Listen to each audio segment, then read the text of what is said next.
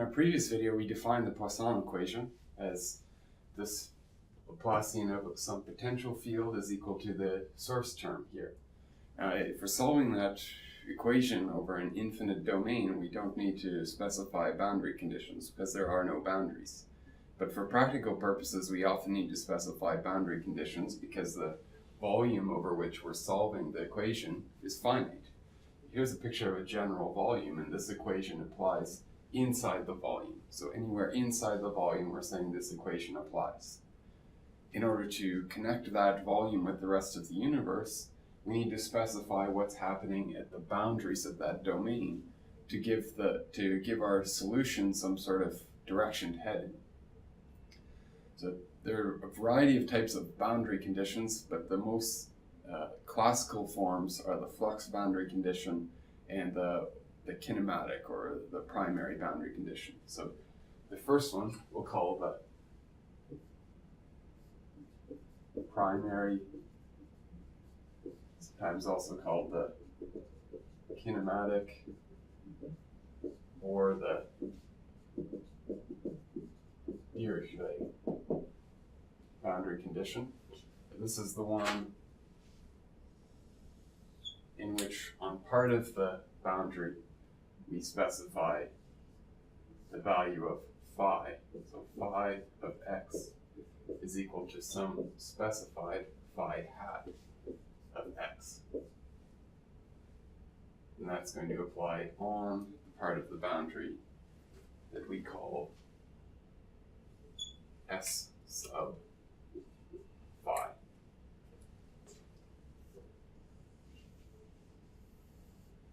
So I'll divide up the boundary here, the dashed line, and I'll say that this part of the boundary over here is S sub phi. The other type of boundary condition is related to the flux variable. So in the previous video, we defined f of x as the flux variable. Okay, so this is a rate of movement of some sort of part of the solution. It's a vector quantity. And so for this, the second type of boundary condition, we'll call it the flux, sometimes also called the natural or the Neumann type boundary condition. These are just given names of mathematicians because they're the classical forms and the sort of the mathematicians that are somehow associated with those types of boundary conditions. So the flux boundary condition, now on this part of the domain over here, we're going to call this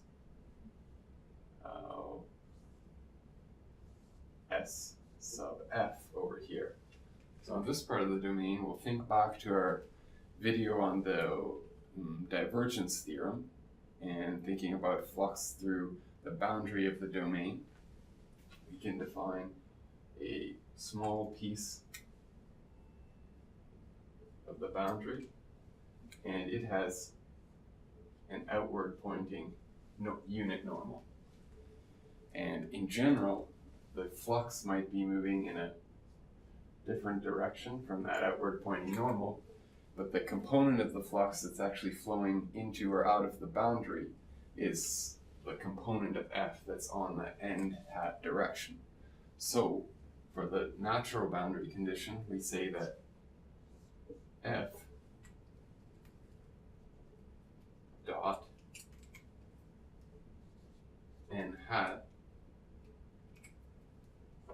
is equal to some specified, now I'm going to put a hat on f here, but in this case it doesn't mean a unit vector.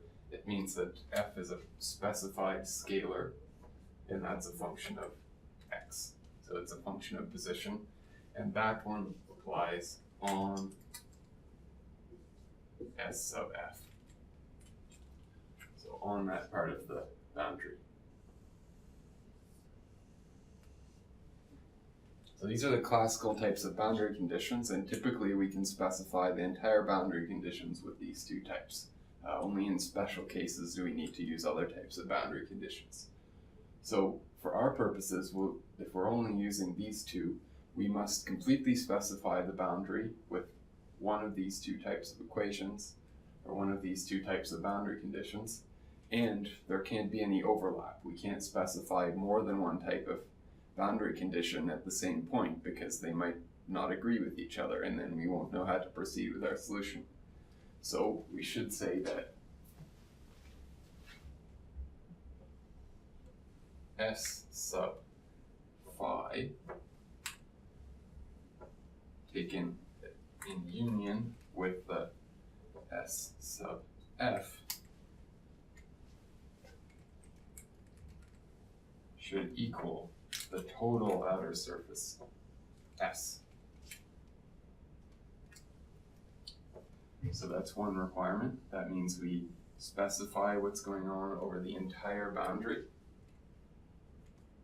And in addition, we should say that S sub phi, the part with the primary boundary condition, the intersection with S sub f should be the empty set, the zero surface. So that means there's no overlap between the two types of boundary conditions. So we have the two types of boundary conditions: primary boundary conditions, where we're specifying the potential on the boundary; flux boundary conditions, where we're specifying the flux through the boundary. And taking those two together, they should equal the total surface, and then there should be no overlap between those two types of boundaries.